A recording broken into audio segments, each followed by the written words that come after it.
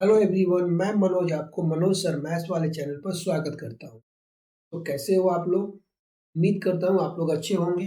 तो आज हम लोग कुछ टीआरई 4 के लिए इम्पोर्टेंट क्वेश्चन पर पॉइंट आउट करेंगे, जो मुझे लगता है कि यह एग्जाम के पॉइंट ऑफ व्यू से कुछ अच्छा क्वेश्चन है। ओके, तो आप लोग भी इसको प्रैक्टिस करो, ट्राई करो।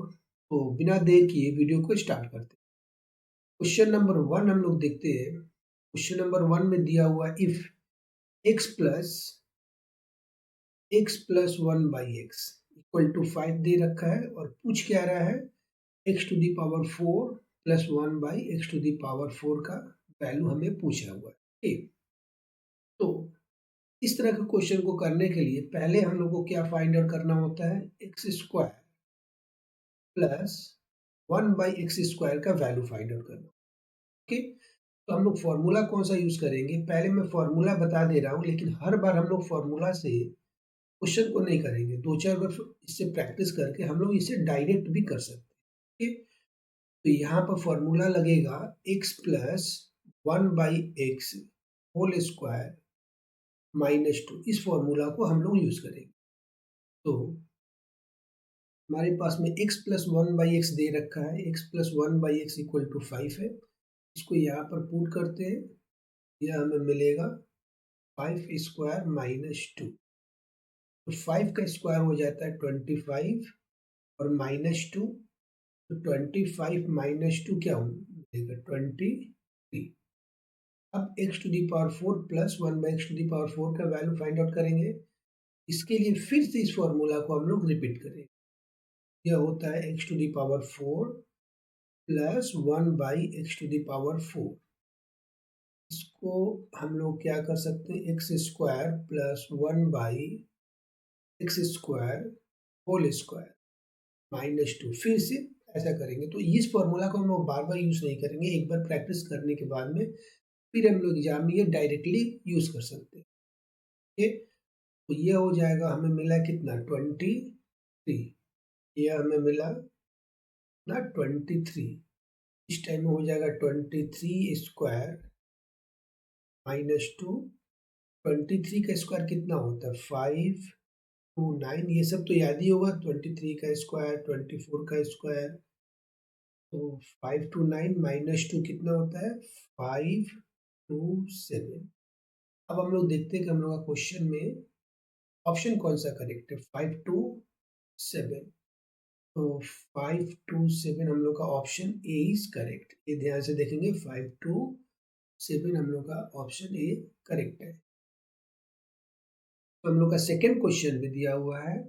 सेकेंड क्वेश्चन में द वैल्यू ऑफ, किसका वैल्यू फाइंड आउट करना है, sine square 40 degree plus cos square 40 degree. इसका हम लोग को वैल्यू फाइंड। ओके, तो हम लोग को ध्यान कहाँ पर देना है, ये एंगल 40 डिग्री है और यहाँ पर 50 डिग्री है। दोनों को ऐड करेंगे अगर हम लोग, तो 40 डिग्री प्लस 50 डिग्री, ये हमें मिलेगा 90 डिग्री। और हम लोग यह जानते हैं कि साइन थीटा और कॉस थीटा एक दूसरे का कंप्लीमेंट होता है। मतलब कि हम लोग साइन 50 डिग्री को साइन 50 डिग्री को कुछ इस तरह से लिख सकते हैं, साइन 90 डिग्री माइनस 40 डिग्री, ये हो जाएगा कॉस 40 डिग्री।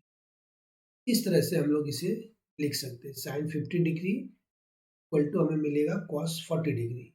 ये हम लोग को याद रखना है, डायरेक्ट हम लोग फॉर्मूला में इसे यूज कर सकते हैं।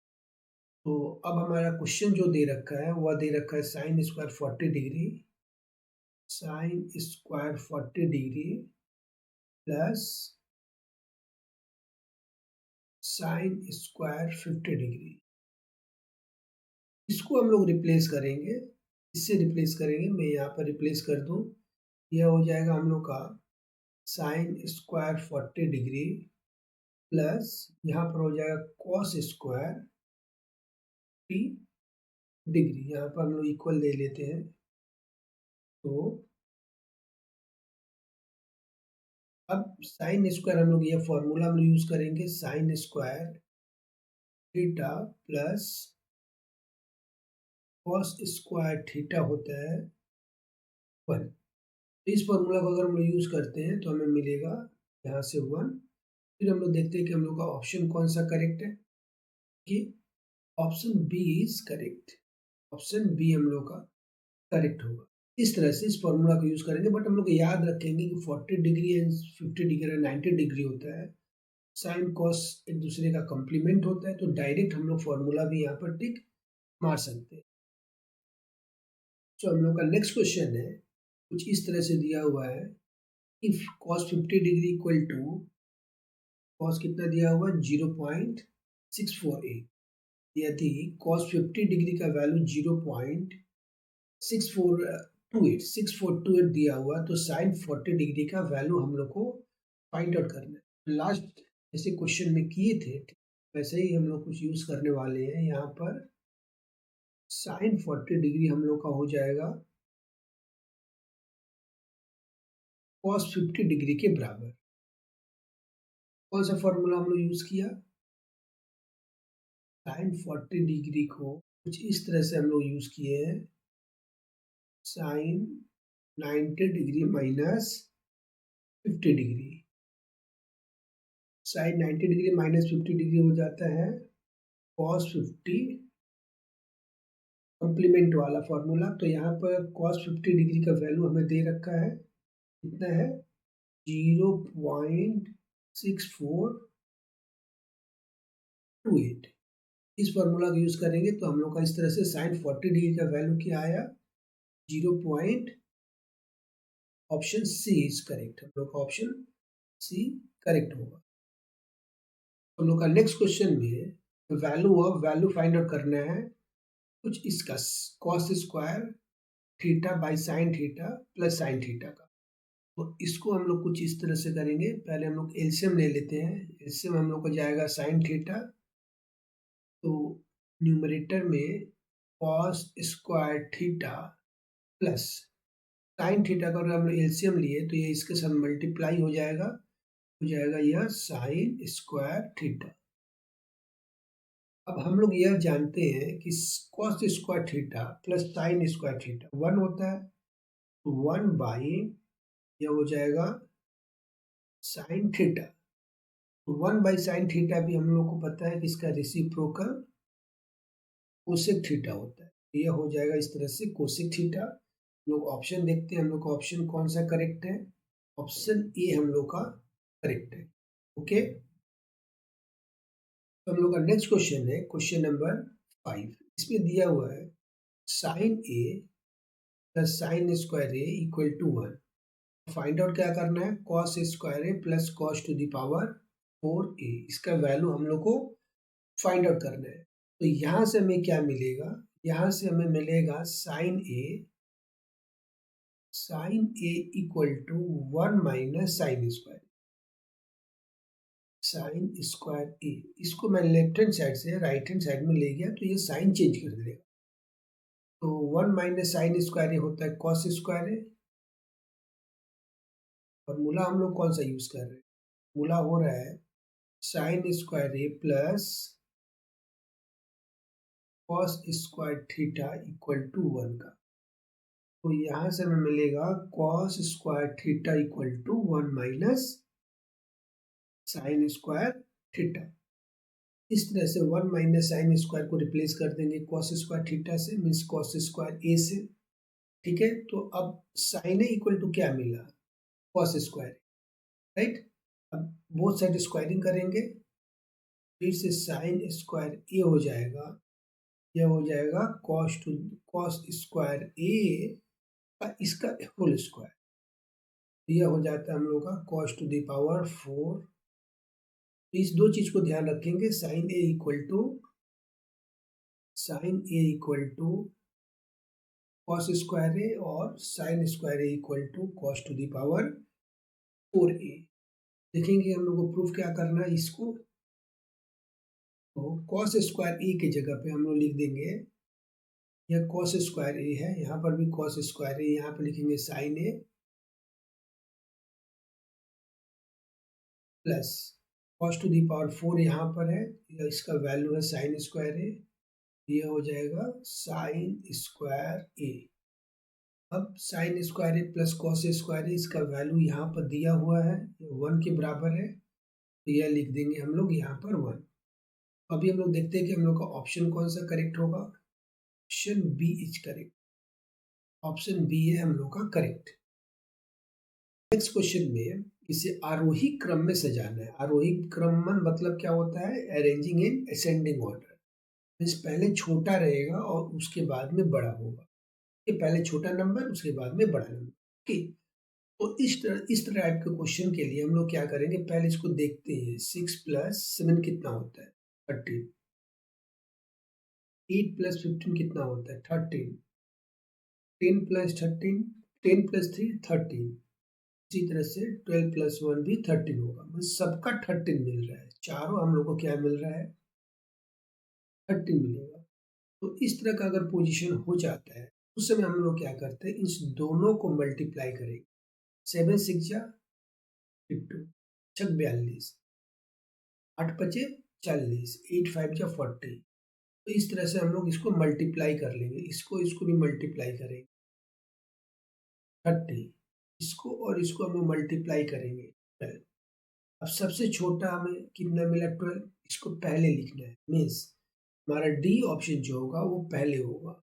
डी ऑप्शन पहले होगा, फिर सी ऑप्शन होगा, सी ऑप्शन, उसके बाद में बी ऑप्शन, इसका 40 है, और फिर होगा हम लोग का ए ऑप्शन। अब इसी सीक्वेंस से हम लोग ऑप्शन देख लेते हैं को किस ऑप्शन में अरेंज किया हो। डी सी बी ए, डी सी बी ए ये स्मॉल लेटर में रहेगा, यहाँ से टाइप गलत हो चुका है कैपिटल लेटर में। तो डी सी बी ए ये ऑप्शन हम लोग का करेक्ट है, ये हम लोग का आंसर होगा, यही हम लोग का करेक्ट होगा। तो क्वेश्चन नंबर 6 की तरह ही ये भी क्वेश्चन नंबर 7 में है, इसको भी आरोही क्रम में अरेंज करना है। आरोही क्रम में इसको अरेंज करना है, असेंडिंग ऑर्डर में इसे अरेंज करना है। तो सेम प्रोसेस अप्लाई करेंगे, इसको ऐड करेंगे तो ये मिलेगा 8, इसको ऐड करेंगे तो ये भी मिलेगा 8, और इसको ऐड करेंगे तो ये भी मिलेगा 8। तो इस तरह से पोजीशन आ जाता है, उस समय हम लोग क्या करेंगे, फिर इन दोनों को मल्टीप्लाई, इसको मल्टीप्लाई करेंगे केवल नंबर को। तो 5 3 या 15, 6 2 जा 12, और 7 1 जा 7।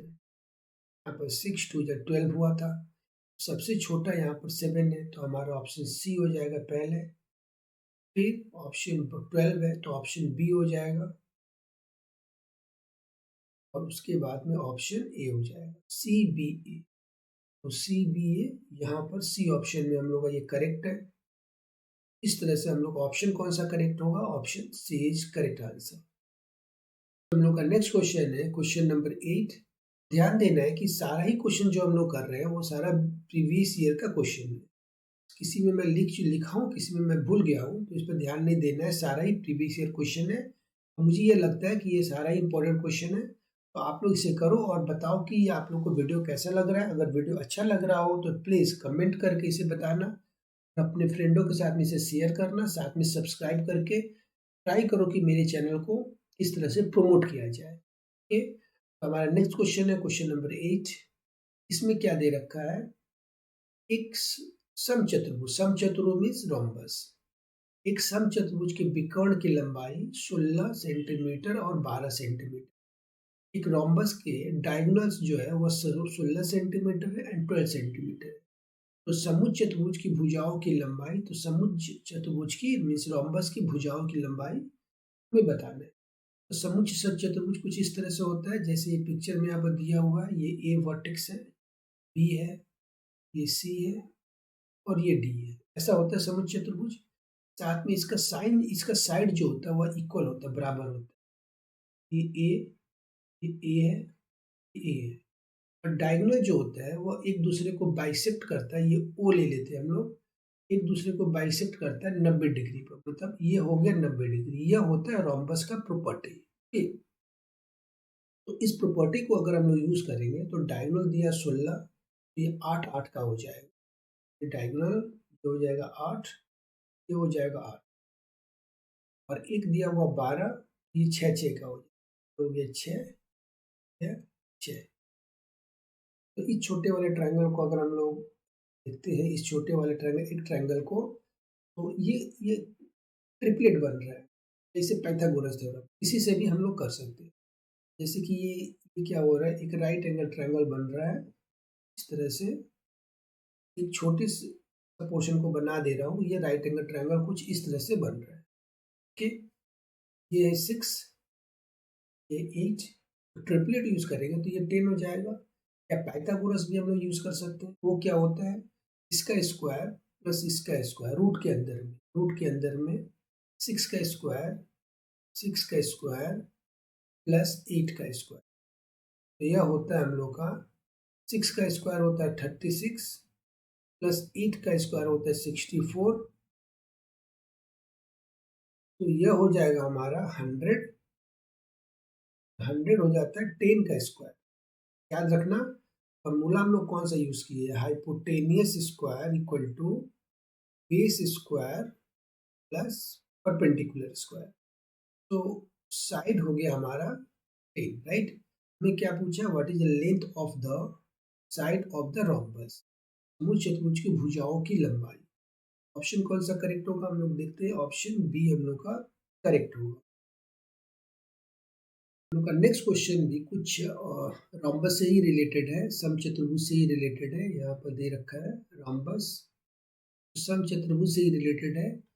इसमें क्या पूछा, और ध्यान देना है कि यह भी बिहार में स्टेट में आ चुका है। तो सारा क्वेश्चन प्रीवियस ईयर्स का ही हम लोग आज कर रहे हैं, तो अच्छी तरह से इसको ध्यान दो। और अगर वीडियो अच्छा लगे तो प्लीज़ लाइक शेयर और सब्सक्राइब कर लेना, ताकि मेरा भी चैनल प्रमोट हो पाए। तो हम लोग बिना देर किए हुए फिर क्वेश्चन नंबर 9 को स्टार्ट करते हैं। क्वेश्चन नंबर 9 में भी दिया हुआ, the diagonals of a rhombus are 8 centimetre and 10 centimetre. एक समचतुर्भुज के विकर्ण की लंबाई क्या है, 8 सेंटीमीटर और 10 सेंटीमीटर है।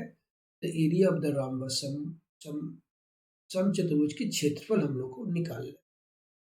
तो क्षेत्रफल के लिए समचतुर्भुज के क्षेत्रफल का डायरेक्ट एक फॉर्मूला होता है, एरिया। यहाँ ये है area equal to d1 into d2, diagonal 1 diagonal 2 divided by 2। तो d1 कितना होता है, यहाँ पर दिया हुआ 8 10 डिवाइडेड बाई 2, इसको हम लोग कट करेंगे 4 से, इस तरह से ये हो जाएगा 40।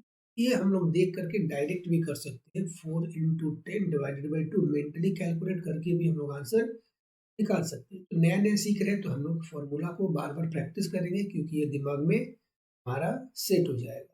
हम लोग का ऑप्शन कौन सा करेक्ट होगा, option B is correct option. Question है क्वेश्चन नंबर 10, इसमें क्या बोला हुआ है, यदि एक समचतुर्भुज के विकर्ण 24 डीएम और 10 डीएम है तो समचतुर्भुज का परिमाप मीन्स पेरीमीटर निकालना। समचतुर्भुज means rhombus. If the diagonals of a rhombus are 24 dm and 10 dm, then the perimeter of the rhombus is। तो हम लोग को पेरीमीटर निकालना है। और लास्ट क्वेश्चन में जैसे हम लोग डिस्कस कर चुके हैं कि रोम्बस क्या होता है, रोम्बस होता है जिसका चारों का चारों साइड बराबर हो, यही होता है। इसको हम लोग ए बी सी डी पहले लिख लेते हैं। चारों का चारों साइड बराबर मीन्स ये ए है, ये है, ये ए है और ये ए है।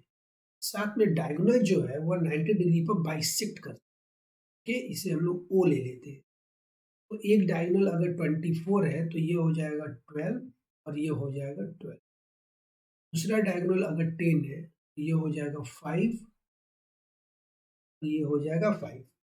तो हम लोग ध्यान से देखिए, तो यह जो ट्रिपलेट बन रहा है, ध्यान से देखिए, यहाँ पर ट्रिपलेट बनी, राइट एंगल ट्रायंगल है, 5 12, इसका ट्रिपलेट क्या होता है 30। तो हम लोग को साइड निकल गया 30 में, राइट। ऐसे हम लोग पाइथागोरस थ्योरम से भी यूज करके 13 फाइंड आउट कर सकते हैं। जैसे Pythagoras theorem, hypotenuse square equal to perpendicular square plus base square, ठीक है। तो परपेंडिकुलर दोनों में से कोई भी ले लेंगे, इन दोनों में से किसी को भी ले लेंगे परपेंडिकुलर। 12 स्क्वायर, दूसरा हो जाएगा बेस, ये हो जाएगा 5 स्क्वायर। 12 का स्क्वायर होता है 144, 5 का स्क्वायर होता है 25, इसको ऐड करेंगे तो मिलेगा 169, और फिर यहाँ से h फाइंड आउट करेंगे तो इसका स्क्वायर रूट करेंगे तो हमें मिलेगा 13। तो इस तरह से बात ट्रिपलेट हम लोग यूज कर ले यहाँ पर, और इसको पाइथागोरस यूज कर ले।